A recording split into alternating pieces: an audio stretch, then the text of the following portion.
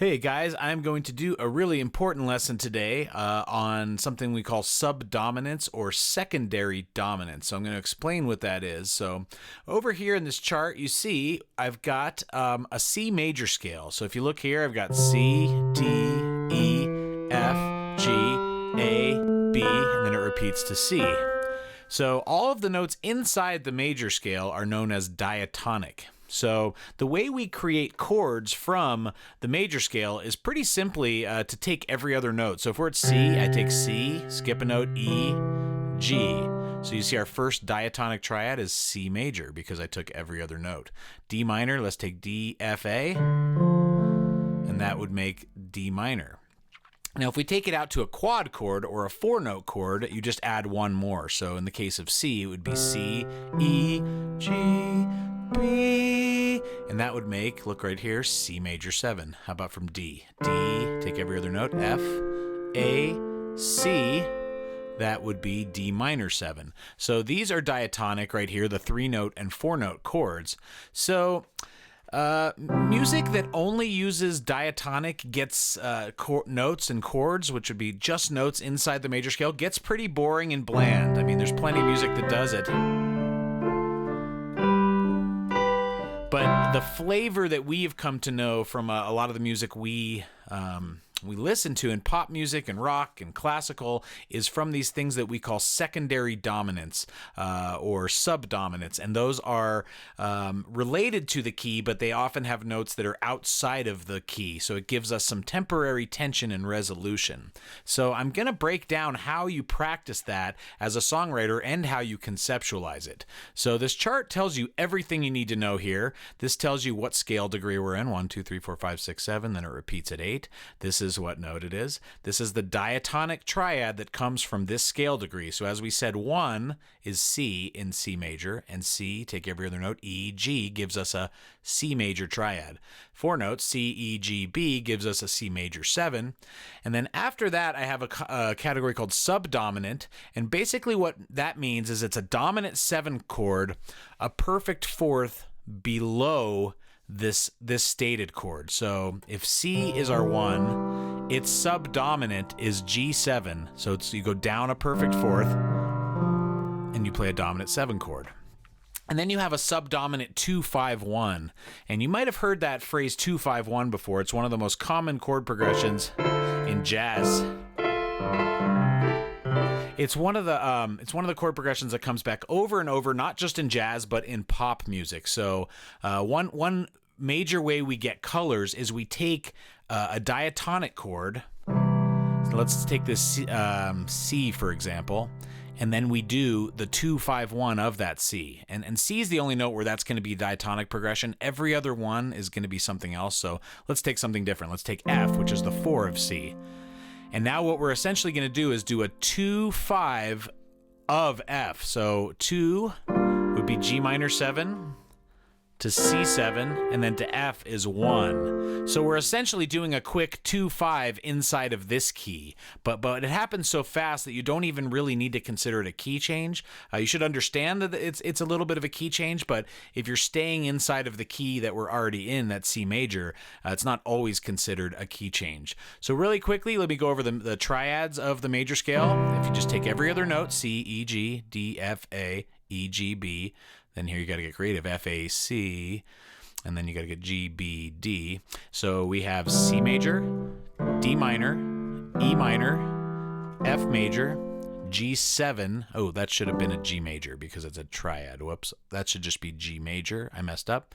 Then A minor, B diminished triad, a 3-note diminished chord, because oftentimes diminished chords have 4 notes, so this is why I call it diminished triad, and then back to C major. Now the diatonic quad chords would be C major 7, D minor 7, E minor 7, F major 7, now G7, A minor 7, and then finally B half diminished or B minor 7 flat 5, same thing, then back to 1 is C major 7.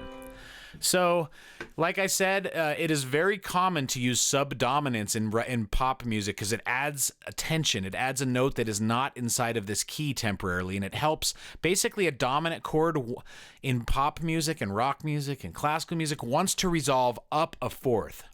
So let's say we're at C, okay? And we want to go down to this A minor. And then all we have to tell ourselves is, what if we were to add the subdominant before the A minor? So that would just be adding this chord. So instead of just going C to A minor, we would go C to this E7, which wants to pull up a fourth. Let's try that out. C major 7. Actually, just C to A minor would sound like this. But now C to E7, then A minor would sound like this. See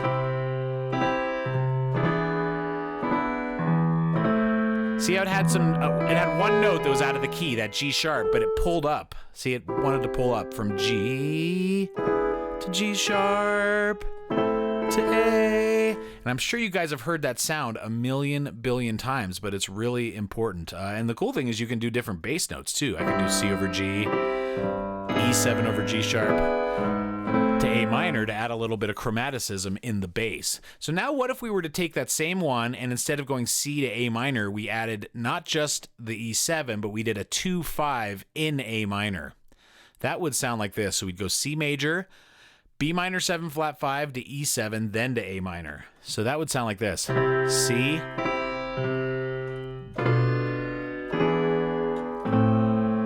so that's a nice way for us to get from C to A minor with adding a little extra spice in it. So we could do, let's just hear how all of these sound, and these all are used, all over the place in music. It's crazy. So in C major, this is actually in the key D minor 7 to G7, right? Because this is the key we're in. So it's the only one where this column is going to have diatonic chords. So in C major, the 2-5-1 is D minor, sorry. In C major, the 2-5-1 is C, D minor 7, G7, then back to C.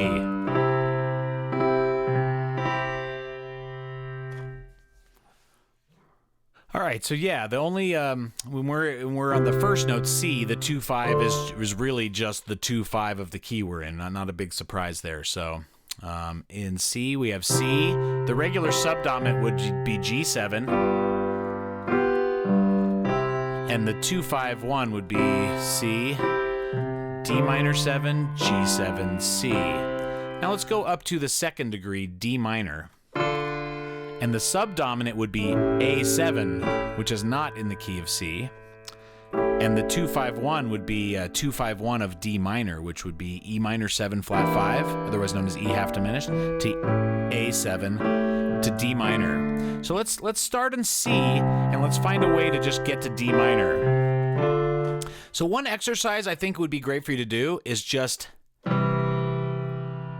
go up. So we're here, C major, and then just do the subdominant, then go to this. Then the subdominant, then go to this. Then the subdominant, then go to this. And you're going to hear what sound all these have. Let's try that. C, A7, D minor, B7, E minor, C7, F major, D7, G7, E7, A minor. And we stop there. B diminished and B minor 7 flat 5 is not a chord to resolve to, so I didn't put those in as having any way to resolve to those, because it really, they're not a chord. There's a chords you use in passing, not as resolutions. So that's one quick exercise, is just to go through this, and then it's incumbent upon you to take this through all 12 keys. If you could do that, you are going to really, really expand your songwriting library and your book of tricks. And then the next thing, let's just go straight up again, but we're going to go C major, then I'll go 2-5 to this D minor, so E minor 7 flat 5 to A7 to D minor, then F sharp minor 7 flat 5 to B7 to E minor. So I just keep doing that with my eyes. I'd go over here, then resolve to here, go over here, then resolve to here. So we're on C major. Let's see if I can even do this. E minor. Oh, that is E minor 7 flat 5. Okay, this sounded weird to me. C major,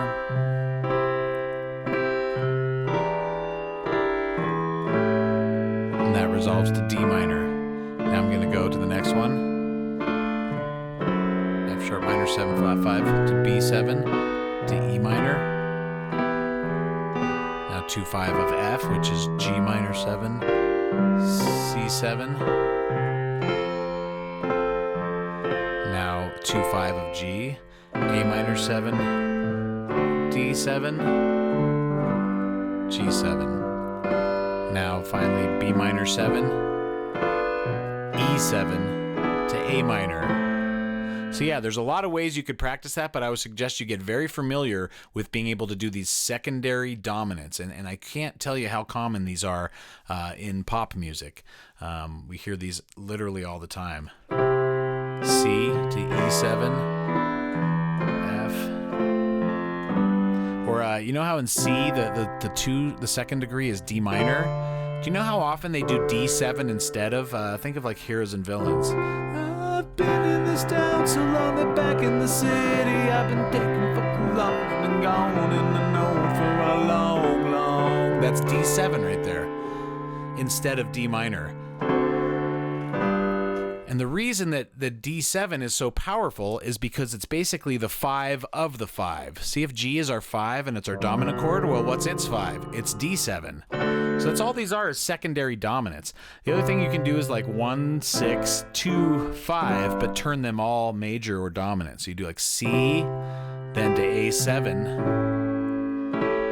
D7, to G7. They do that all the time in jazz with those bebop turnarounds.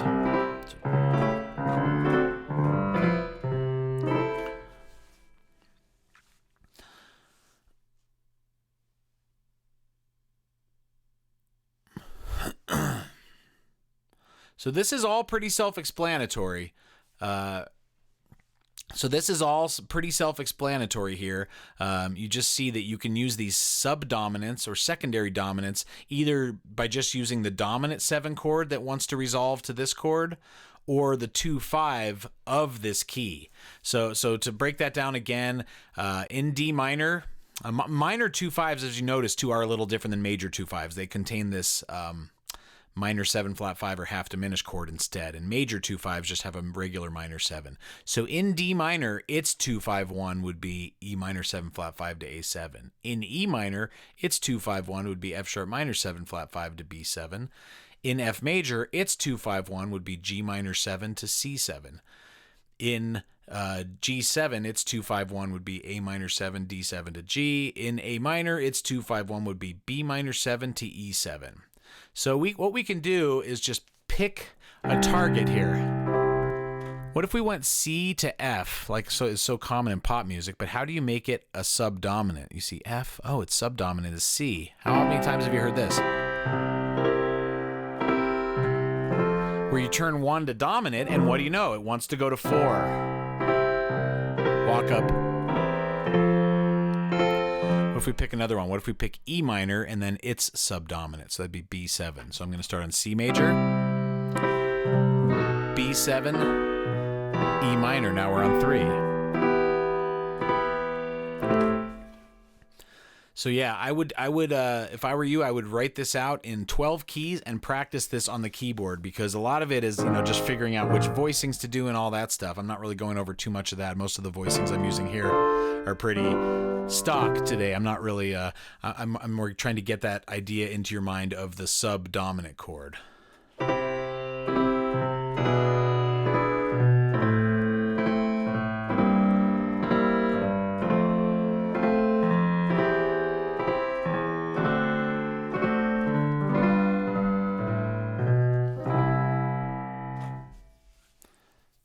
So this was a real quick lesson. I hope you enjoyed it, and I hope you will take that to heart and incorporate this stuff into your songwriting, because these subdominant and subdominant 2/5-1s are a major way to get more color and tension and useful tension into your songs. If you like this lesson, please consider joining my Patreon if you're not there already, High Castle Conservatory. That's the best way to help my channel, and I appreciate you guys watching today. Thank you. Thanks a lot for watching this video and taking an interest in my channel. Please help me reach a larger audience by hitting subscribe below and ringing the notification bell. Check out my video playlist page to find the categories that most interest you. Leave me a super thanks here on YouTube, and even better, come join my Patreon. Please consider buying music for my original projects I.S.S. and High Castle Teleorchestra. Also, don't forget to sign up for my email list on the front page of timsmolens.com. You can find information about all of those things in the description below. Thanks again.